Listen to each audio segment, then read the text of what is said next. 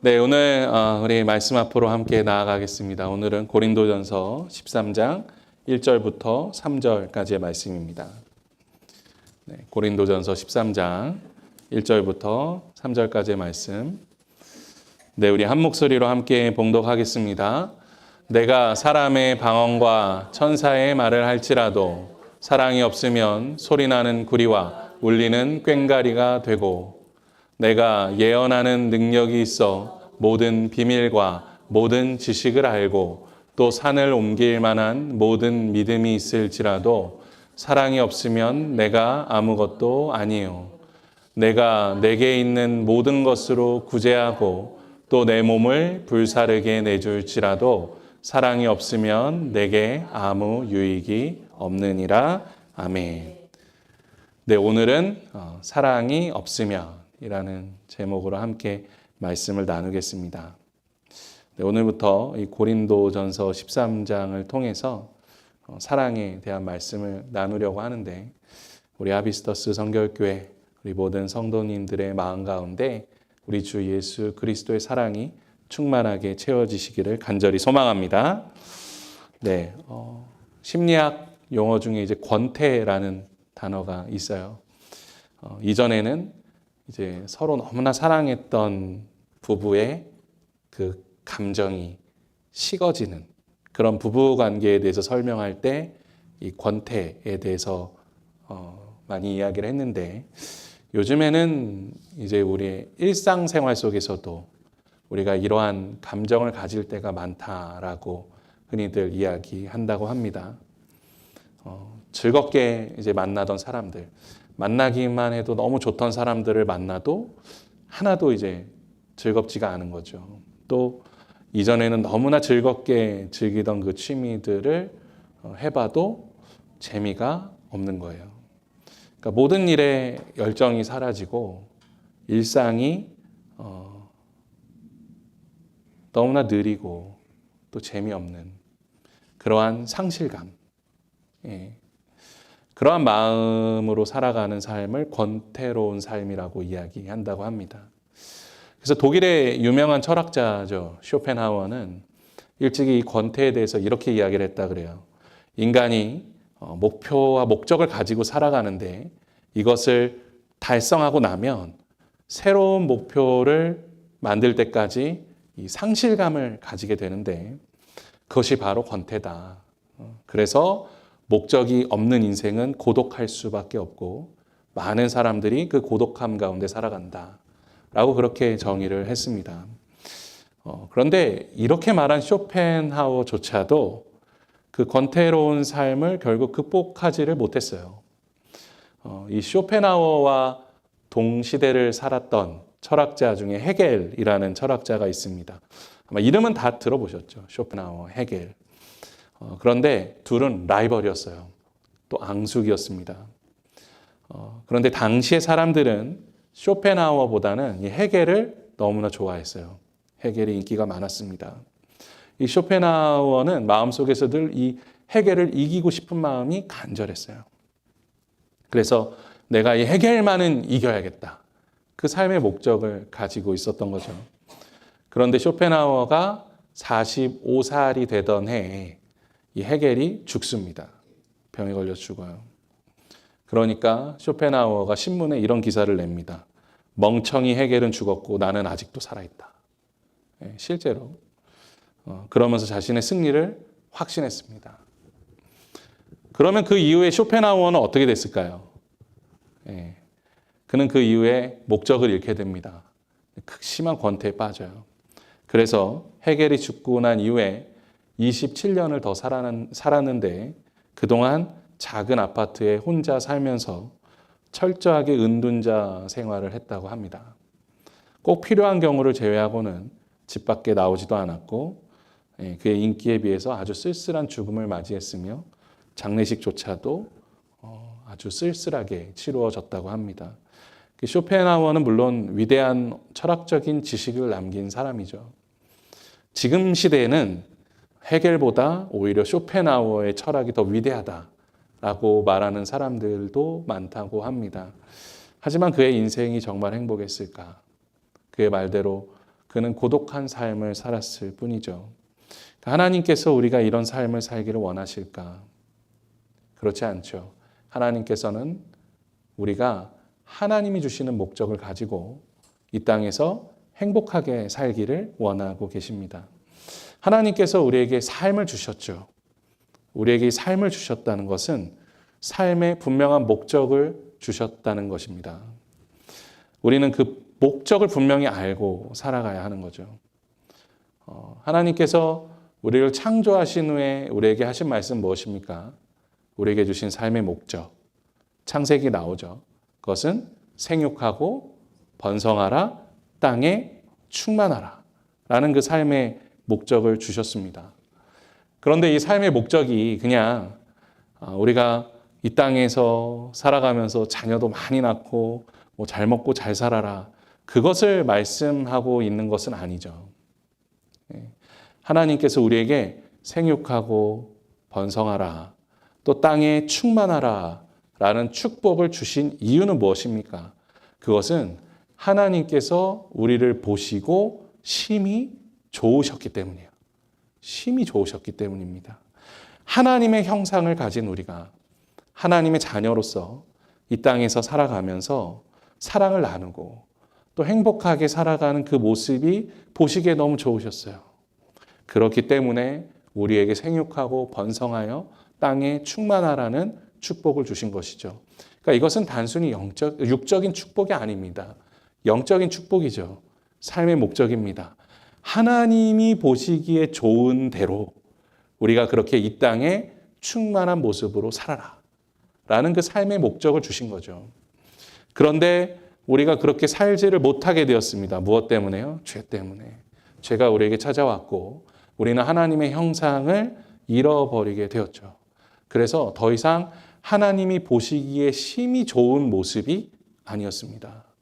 우리는 죄의 자녀로 살고 있었죠. 하지만 예수 그리스도를 통하여 우리는 하나님의 형상을 회복하게 되었죠. 그래서 이제는 우리가 하나님이 심히 기뻐하시는 그 모습대로 살아갈 수 있는 힘과 능력을 예수 그리스도를 통하여 누릴 수 있게 되었습니다. 그래서 이제는 우리가 창조의 목적대로 살아갈 수 있는 존재가 되었죠. 생육하고 번성하라, 땅에 충만하라.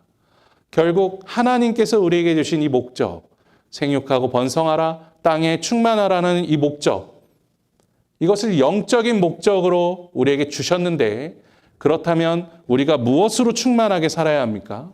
바로 사랑으로 충만하게 살아야 한다라는 것이죠. 그래서 하나님께서 이 땅에서 우리가 하나님의 자녀로 살아가면서 반드시 지켜야 할 계명을 큰 두 개의 기둥으로 주셨죠. 그것이 무엇입니까? 하나님 사랑과 이웃 사랑입니다. 그렇기 때문에 그 계명을 주신 거예요. 우리가 창조의 목적대로 살기 위해서 그 계명이 필요한 겁니다. 그리고 결국 그 중심에는 무엇이 있습니까? 사랑이 있다는 것이죠. 그런데 우리가 참 슬픈 것은 우리 자신을 볼 때 또 다른 이들을 볼 때 참 슬픈 것은 그 사랑이라는 알맹이가 빠져 있는 그러한 삶을 살아갈 때가 우리의 삶의 모습에 너무 많다는 거죠. 겉은 화려해 보일 수 있어요. 하지만 알맹이가 없는 겁니다. 빈 열매. 그런 모습이 우리 그리스도인들 안에 또 우리의 많은 교회 안에 있다라는 것이죠. 오늘 말씀에 나오는 고린도 교회의 모습이 바로 그런 대표적인 모습이죠. 모든 것이 있지만 뭐가 없어요? 사랑이 없습니다. 그 사랑이 없는 그리스도의 삶, 그리고 교회들을 무엇이라고 표현합니까? nothing이라는 거예요. 아무것도 아니다. 참 서운한 말이에요. 사실 너무 괴로운 말이에요. 열심히 했는데, 정말 최선을 다했는데, 나 기도 열심히 하고, 말씀 열심히 보고, 정말 다른 사람들이 뭐라 하는 거 참고, 최선을 다해서 섬기고, 그렇게 열심을 다했는데, nothing. 아무것도 아니다. 그런 평가를 받는다는 것이 얼마나 괴롭겠습니까? 얼마나 힘들겠습니까? 이 고린도 교회는 사실 문제가 많은 교회로 알려져 있지만 어떤 권태로운 교회는 아니었죠. 오히려 너무나 많은 목적과 열심을 가지고 있는 그런 교회였습니다. 모든 것을 다 가지고 있는 교회였어요, 사실. 그들이 이 말씀에 대한 사모함이 지나칠 정도로 남달랐습니다. 또 예언과 방언 등의 성령의 은사에 대한 열정, 기도에 대한 열정, 믿음에 대한 확신, 이 모든 것들이 넘치고 넘쳤습니다. 그리고 재정적으로도 헌금도 많이 해서 충분한 재정 지원을 할 수 있을 만한 교회였고 또 사람도 넘쳤습니다. 일꾼들이 넘치는 그런 교회였어요. 표면적으로만 본다면 이 교회는 어떤 교회예요? 하나님께서 명령하신 목적을 지켜가는 교회 같아요. 생육하고 번성하라, 땅에 충만하라. 그 모든 것을 가지고 있는 교회처럼 보입니다. 그런데 이 고린도 교회의 개척자인 바울, 그 교회의 아버지 같은 바울이 고린도 교회에 편지를 보내서 이런 이야기를 하는 거죠. 너희가 모든 것을 다 가진 줄 아는구나. 하지만 뭐예요? nothing이다. 아무것도 아니다. 오늘 말씀 1절을 보시면 사랑의 방언과 천사의 말을 할지라도 그것이 뭐예요? 마치 구리를 때리는 시끄러운 소리가 될 뿐이에요. 뭐가 없으면? 사랑이 없으면. 고린도 교회는 이 방언과 천사의 말이 넘쳤던 교회죠. 고린도전서 14장에 가보면 방언을 얼마나 많이 했던지 대표 기도를 방언으로 합니다. 대표 기도를 방언으로 해요. 그게 문제가 되는 거죠. 못 알아들으니까요. 그러니까 통변이 없으면 대표 기도는 방언으로 하지 말아라. 이런 이야기를 바울이 하는 겁니다. 그러니까 교회에서 대표로 이야기할 때는 또 기도할 때는 방언으로 하지 말아라.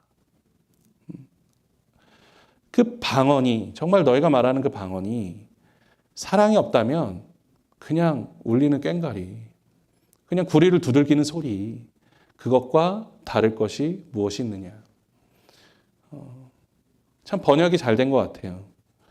그러니까 그 구리를 때리는 소리 그 하나만으로 음악이 될 수 없듯이 과연 그것이 무슨 의미가 있느냐. 방언이 나쁘다는 이야기가 아닙니다. 방언하지 말라는 이야기가 아닙니다. 말 그대로 정말 사랑의 마음이 없는 방언이라면 그것이 교회 안에서 무슨 유익이 있겠느냐. 바울은 이 이야기를 하는 거죠. 또 이전의 말씀을 보면 고린도 교회는 예언과 믿음이 넘치는 교회였습니다. 보통 우리가 성경에 나오는 예언이라고 하면 미래의 일들을 생각할 때가 많지만 성경에 나오는 90%의 예언은 현재의 일에 대한 예언이에요. 그러니까 왜 이런 심판이 우리에게 찾아왔는지, 왜 이런 고난이 우리에게 찾아왔는지, 하나님이 지금 우리에게 어떤 말씀을 주시는지에 대한 예언입니다. 이것만 생각해 보면 고린도 교회는 그런 예언을 통해서 시대적인 현상에 대한 분석이 굉장히 빠른 교회였다는 거죠. 또 물론 미래에 대한 예언도 분명히 있었을 것입니다. 그런 일들을 마주할 때 이 교회가 얼마나 놀라웠겠습니까? 야, 우리 교회는 이렇게 시대적인 분석도 잘하고 또 미래의 일들도 맞출 수 있는 그런 교회야. 더군다나 그들이 믿음이 좋았기 때문에 그들의 삶 속에 무엇이 넘쳤을까요? 간증이 넘쳤을 겁니다.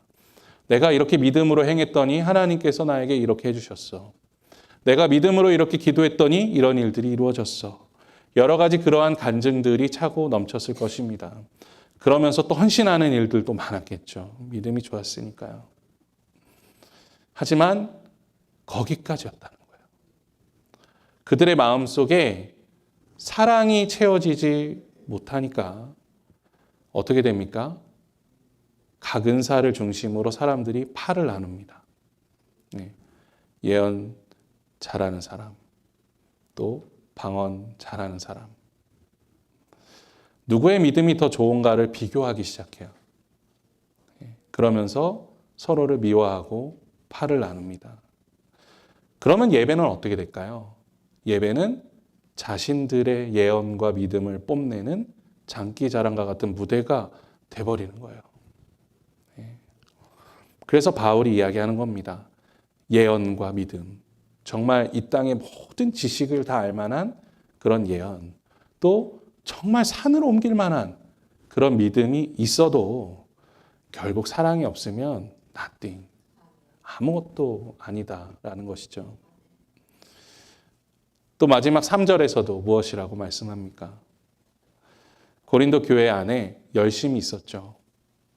그들의 그 교회를 향한 봉사의 마음, 그것은 분명 거짓은 아니었을 것입니다.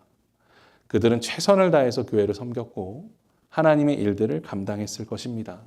하지만 사랑이 없는 마음으로 그 일들을 행하자 결국 그들의 그 열심은 무엇이 되었습니까?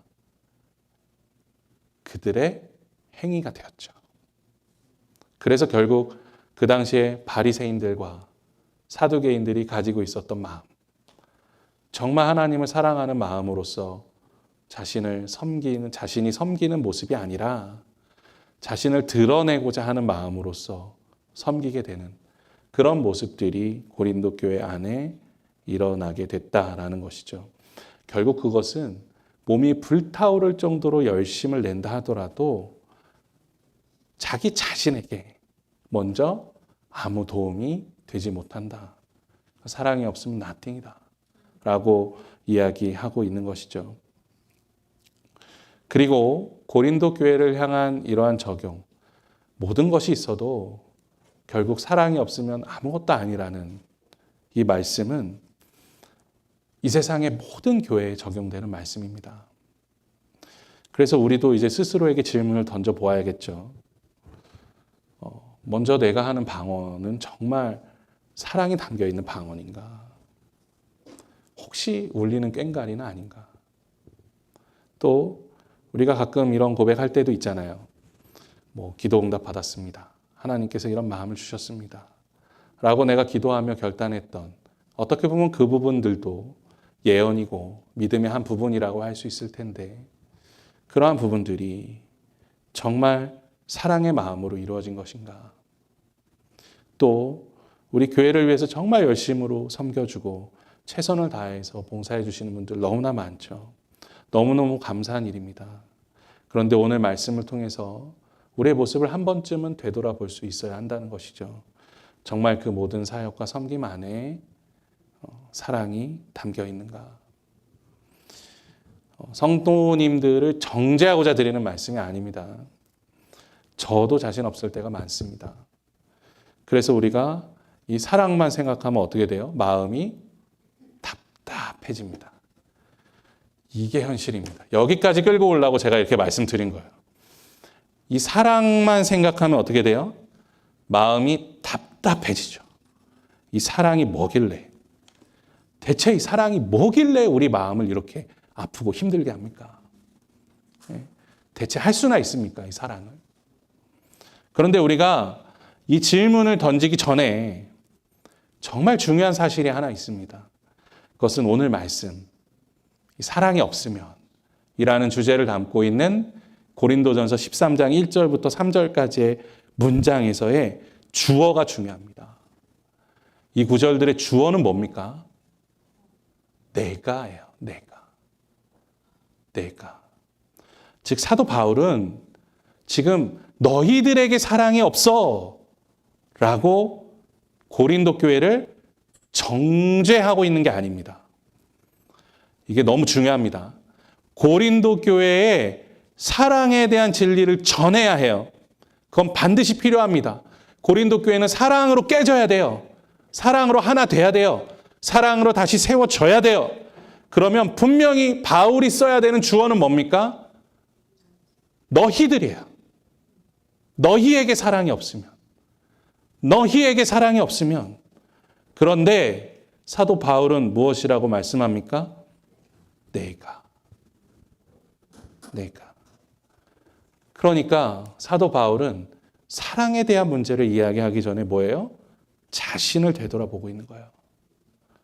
누군가에게 사랑이 없다. 너희 교회는 사랑이 없어. 라고 말하기 이전에 자신을 되돌아보는 겁니다. 바울은 스스로 고백하는 거예요. 내가 그 사랑에 대해서 말할 자격이 있는가? 우리가 그 바울의 마음으로 한번 오늘의 말씀을 다시 한번 우리가 한번 봉독해 봅시다. 그 마음을 가지고 정말 내가 사랑이 있는가? 우리 그렇게 1절부터 3절까지의 말씀을 다시 한번 봉독해 보겠습니다. 내가 사랑의 방언과 천사의 말을 할지라도 사랑이 없으면 소리나는 구리와 울리는 꽹과리가 되고, 내가 예언하는 능력이 있어 모든 비밀과 모든 지식을 알고 또 산을 옮길 만한 모든 믿음이 있을지라도 사랑이 없으면 내가 아무것도 아니요. 내가 내게 있는 모든 것으로 구제하고 또 내 몸을 불사르게 내줄지라도 사랑이 없으면 내게 아무 유익이 없느니라. 아멘. 그러니까 바울은 우리가 알고 있는 것처럼 정말 대단한 인물입니다. 대단한 인물이다라는 말로 표현하기도 힘들 정도로 그는 믿음의 위대한 유산을 남긴 사람입니다. 정말 예수님 이후로 이런 사람이 또 있을까 싶을 정도로 사도 바울은 헌신적인 삶을 살았고, 그는 기독교 역사를 바꿨을 뿐만 아니라 어떻게 보면 세계 역사를 바꾼 사람이죠. 그는 그렇기에 모든 초대교회들에 대한 영적 권위를 가지고 있는 인물이었습니다. 그래서 여러 초대교회들의 편지도 썼죠. 더군다나 고린도 교회는 누가 개척한 교회입니까?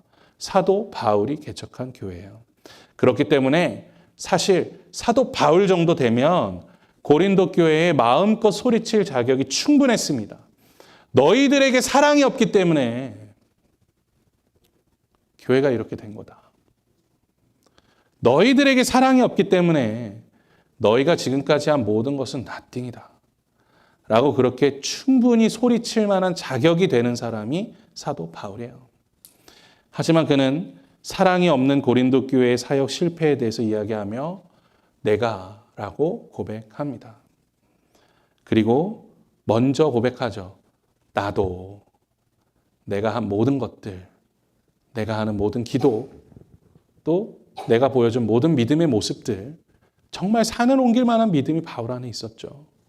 그리고 그가 정말 자신의 몸을 불태울 정도로 섬겼던 그 모든 모습들이 사실 나도 사랑이 없으면 아무것도 아니다. 나부터도 먼저 내가 사랑의 사람이 되어야 한다. 나도 사랑이 없다면 아무것도 아니라는 것이고, 과연 내가 그 사랑을 이야기할 자격이 있는가? 사실 사도 바울은 두렵고 떨리는 마음으로 이 말씀을 전하고 있는 거죠. 신약 성경에 있는 바울의 권위 있는 말씀들을 살펴보면 바울은 때로는 지나칠 정도로 너무 단호합니다. 복음, 믿음, 죄, 교회 여러 가지 문제에 대해서 이야기할 때 너무나 분명한 확신이 있습니다. 너희는 이렇게 하면 안 돼. 너희는 이렇게 살아야 돼. 이렇게 살아서는 안 돼. 이렇게 해야만 해. 라는 이야기들을 너무 많이 사용합니다. 하지만 바울도요, 이 사랑 앞에서는 자신이 없어요. 마치 어린아이 같아요. 고린도 교회 성도들에게 충분히 말할 만한 자격이 된다 하더라도 그렇게 명령하듯이 말하지 못합니다. 야, 너네가 사랑이 없다. 그럼 아무것도 아니다. 그렇게 말을 하지를 못해요. 왜요? 그리스도의 사랑 앞에서는 바울뿐만 아니라 그 누구라도 스스로 작아질 수밖에 없기 때문입니다. 그것이 바로 사랑입니다. 1990년대에 유행했던 한국 가요 중에 애모라는 가요가 있어요. 그 가사가 그렇게 시작하죠. 시작은 아니구나. 시작인가? 잘 기억은 안 나는데, 그대 앞에만 서면 나는 왜 작아지는가? 그대 등 뒤에 서면 내 눈은 젖어드는데. 뭐 멜로디가 흘러가죠.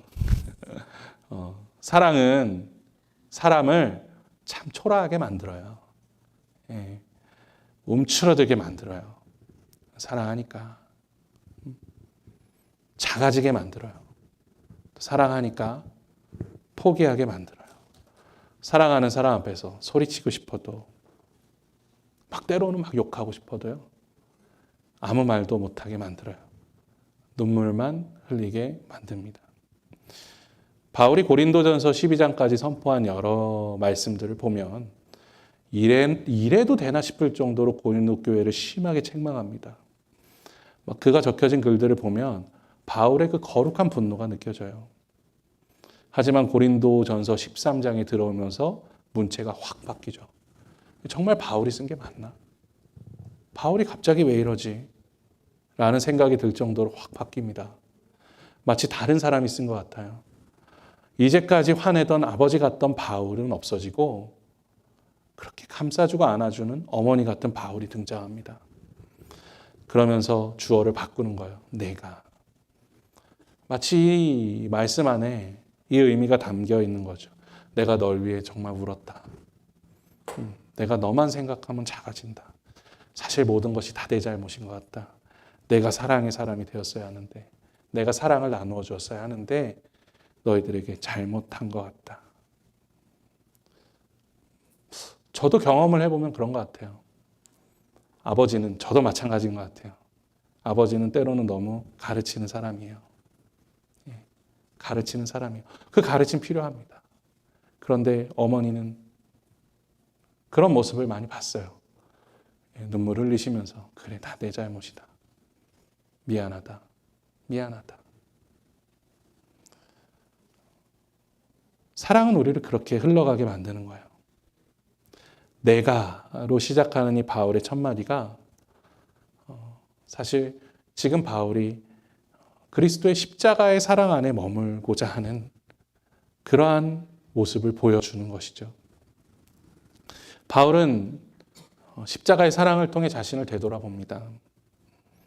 왜냐하면 그 사랑 안에서, 사랑 앞에서 자신도 작아질 때가 너무나 많기 때문이에요. 정말 내가 사랑으로 방언하고, 사랑으로 예언하고, 사랑으로 믿으며, 사랑으로 섬기고, 사랑으로 봉사하는가? 사랑에 대한 주제는 그토록 자신 있던 바울도 이렇게 작아지게 만듭니다. 그렇게 사실 우리가 사랑을 안다.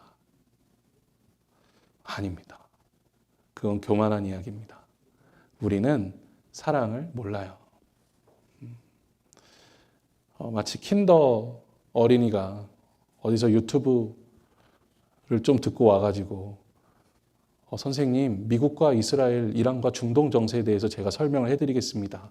라고 말한다면 어른들은 웃음이 나오겠죠. 우리는 사랑에 대해서는 그렇게 웃음이 나오게 하는 존재예요. 그래서 사랑을 생각하면 우리가 참 어려운 겁니다. 마음이 답답해지는 거예요. 사랑은 우리들에게 참 어려운 숙제입니다. 우리가 이 사랑의 문제를 풀기 위해서 그래서 필요한 분이 누구입니까? 바로 가정교사가 필요하죠. 우리와 항상 함께 하시는 가정교사. 우리가 길을 어긋나려고 할 때마다 우리를 잡아주시는 분. 그분이 누구십니까? 바로 예수 그리스도이십니다. 결국 바울이 사랑이 없으면 아무것도 아니다 라고 하는 이 이야기는 결국 우리 안에 예수 그리스도께서 함께 하시지 않으면, 그래서 그 예수 그리스도께서 우리에게 부어주시는 그 사랑으로 우리가 살아가지 않으면 아무것도 아니다 라고 고백하고 있는 것입니다. 우리가 아무리 큰 예언을 하고 방언을 하고 또 정말 큰 믿음이 있어서 목숨을 바쳐 행할 것 같은 그러한 사랑과 순종이 우리 삶 속에 있다 하더라도 우리가 정말 그것이 예수 그리스도의 십자가 안에서 그리스도께서 주시는 사랑 안에서 행해진 것이 아니라면 아무것도 아니라는 것이죠. 지금의 바울도 없고 지금의 우리도 없다는 것입니다. 바울의 이 고백처럼 우리가 온전한 사랑을 알기 위해서는 스스로의 모든 존재 가치를 부정하고 십자가의 사랑으로 나아가야 하는 것이죠. 존재 가치를 부정한다는 건 내가 사랑을 할 수 있다는 그 마음을 버리는 겁니다. 내가 스스로 사랑을 만들어낼 수 있다는 그 노력을 버리는 거예요. 예수님의 사랑, 그 십자가가 우리의 삶의 중심에 세워지지 않으면 우리는 정말 아무것도 아닙니다. 정말 아무것도 아닙니다. 예수 그리스도께서 우리 안에 함께 하여 주셔서 정말 그리스도께서 우리를 움직여 주시고 그리스도께서 우리를 사랑으로 이끌어 주시지 않으시면 우리의 열심으로 아무리 노력해봐야 그것은 아무것도 아니라는 거예요. 그러니까 내가 그리스도와 함께 십자가에 못 박혀 죽었다. 우리가 그 고백을 알고 있지 않습니까? 그렇게 돼야만 아는 거예요. 그래야 주님이 우리 안에 사시고 또 주님의 사랑이 우리를 이끌어 가는 것입니다. 예수님께서 그 삶의 본을 보이셨어요. 우리는 예수님이 엄청난 능력을 가지고 태어나셨을 거라고 생각해요. 그래서 예수님이 원래 가지고 계셨던 능력으로 사람들을 고치시고 죽은 자도 살리고 또 40일을 굶으셨어도 참을만 하셨겠거니 라고 생각을 합니다. 하지만 그렇지 않습니다. 예수님은 완전하고 완벽한 인간으로 태어나셨어요. 모든 능력을 다 버리고 오셨습니다. 다 버리고 오셨어요. 완전하게 우리와 똑같은 인간으로 오셨어요. 하지만 예수님께서 병자들을 고치고 사람을 살리고 또 귀신을 쫓아내셨던 그 능력은 누구로부터 온 것입니까? 아버지 하나님으로부터 왔어요. 아버지 하나님께서 허락하셨기 때문에 아버지 하나님께서 주셨기 때문에 그것을 행하셨습니다. 요한복음에서 말씀해요. 아버지가 없이 나는 아무것도 아니다. 예수님이 그 삶을 사셨어요. 자신의 존재를 완전히 부정하셨어요. 하나님의 아들이신데 모든 것을 다 버리고 오셨어요. 그것이 사랑이에요. 그것이 사랑입니다. 그리고 우리에게 말씀하시는 거예요. 너의 십자가를 지고 나를 따르라. 우리도 그래야 되는 거예요. 우리의 힘으로, 우리의 노력으로, 우리의 능력으로 할 수 없습니다. 우리가 그렇기 때문에 예수 그리스도의 그 사랑을 말할 때 우리는 부끄러울 수밖에 없는 거예요. 우리 힘으로는 절대로 되지 않기 때문입니다. 우리 중 누가 감히 이 세상에서 내가 사랑의 삶을 살았다, 내가 사랑을 베풀었다, 내가 사랑을 나눴다 라고 말할 수 있는 사람이 누가 있겠습니까? 우리는 그것을 인정해야 돼요. 저도 마찬가지고 우리 모두가 다 마찬가지입니다. 우리는 nothing입니다. 우리 안에 채워주시는 하나님의 사랑, 그 예수 그리스도의 은혜, 그 십자가의 보혈의 능력, 그 사랑이 없다면 우리는 nothing이에요. 아무것도 아닙니다. 우리는 내가 혹여라도 사랑하고 있다는 그 영적 교만을 끊어내야 합니다. 그리고 십자가의 사랑으로 나아가야 합니다. 십자가 앞에 자신을 영적인 파산자로 만들어 끌고 가야 돼요. 우리는 정말 아무것도 아니다. 내 안에는 선한 것이 없다. 선한 이는 오직 아버지 하나님 한 분뿐이시다. 오직 그분만이 우리에게 사랑을 주신다. 오직 그분만이 우리를 의의 길로 인도하신다. 하나님, 저는 아무것도 아닙니다. 제가 모든 것을 다 가지고 있어도 주님의 사랑이 없으면 저는 정말 아무것도 아닙니다. 그러니 오늘도 우리 안에 세우신 그 십자가를 통해 우리에게 사랑을 공급해 주시옵소서. 우리에게 그 고백이 함께하기를 소망합니다. 그렇기 때문에 고린도전서 13장 1절부터 3절까지 말씀하고 있는 이 사랑에 대한 말씀, 사랑이 없으면 이라는 이 말씀은 어떤 정의나 논리가 아닙니다.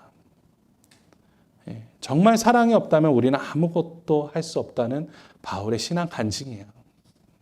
또 우리 모두가 해야 할 신앙의 간증입니다.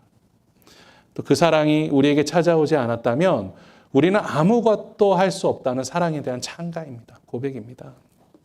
사랑하는 성도 여러분, 우리가 정말 서로를 사랑하기 위해서, 정말 우리가 하나님을 사랑하기 위해서, 또 교회를 사랑하기 위해서는 우리의 존재를 부정하고 십자가의 사랑으로 나아가야 합니다.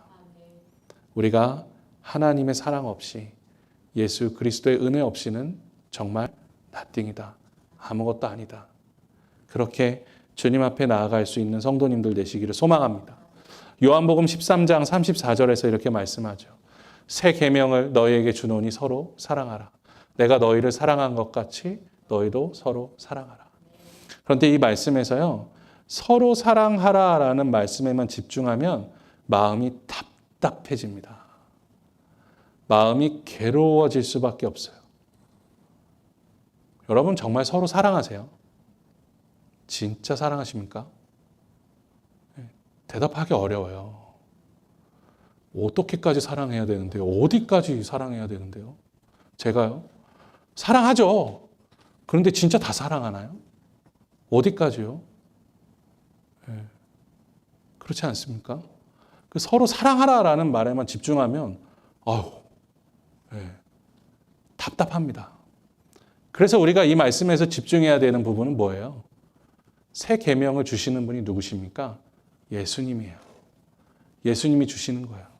그리고 어떻게 사랑하라고 말씀하십니까? 내가 너희를 사랑한 것 같이. 그러니까 예수님의 사랑이 내 안에 있어야 사랑할 수 있는 거예요. 내가 예수님의 사랑을 붙들어야 사랑할 수 있는 겁니다. 그러니까 그리스도께서 우리 안에 계셔야지만 사랑할 수 있는 거예요. 그렇기 때문에 우리가 정말 사랑하기를 원한다면 내 온몸에 힘을 끌어올려가지고 뭐 어떻게든 내가 사랑해야겠다라는 그 사랑이 아니라 정말 나의 모든 감정, 생각, 마음, 나의 삶 모든 것들 다 내려놓고 예수님 내 안에 계신데 예수님이 내 안에 계신데 라는 마음으로 살아가면 예수님께서 나를 그 사랑의 길로 이끌어가 주시는 거예요. 우리는 그 길을 걸어야 하는 것이죠. 사랑하는 성도 여러분, 오늘도 우리가 사랑해야죠. 사랑해야 됩니다. 물론 마음이 답답해질 때도 있으시겠지만 사랑해야 합니다. 그런데 그 사랑에 대한 답답한 마음을 예수 그리스도께 맡기시기를 소망합니다. 우리가 그 훈련으로 나아갑시다. 우리는 할 수 없어요. 오늘도 넘어질 겁니다. 하지만 우리가 예수님께 그 마음을 드리고 예수님께 맡겨드리며 예수님이 우리의 삶에 주시는 힘으로 살아갈 때 우리가 하나님의 그 사랑을 함께 나누며 누리며 살아가게 될 줄로 믿습니다. 그래서 우리 하비스터스 성결교회 모든 성도님들이 정말 그 사랑 안에 머무르는 은혜가 항상 함께하기를 주님의 이름으로 간절히 축원합니다.